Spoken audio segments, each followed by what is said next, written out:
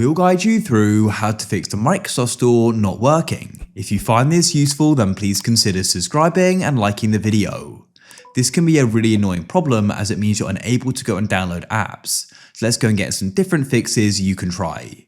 What you want to do is go and close the store if it's currently open. Mine's not, so that's fine. And click the Windows Start button at the bottom and click on Settings. Go over to the left and find the option for apps and go and click there. And you want to go and click on Installed Apps, like so. Click on System Components at the bottom. You may need to go and scroll down to find it.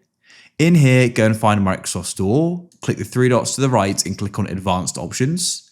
Now you want to go and scroll down here. First of all, go and click Terminate, like so. Then what you want to do is go and click Repair, and it's going to try and repair it, as you can see. Let that run. After you've done that, we're also going to try resetting it as well. Just be aware you can lose some data here, but that's fine with me. And then what we can do is go and open up the Microsoft Store again and go and see if the problem is now solved. Hopefully it is. See if you can then download some apps. If it still isn't, then what you want to do is stay in your settings here. You want to come over to the left and scroll down to Windows Update.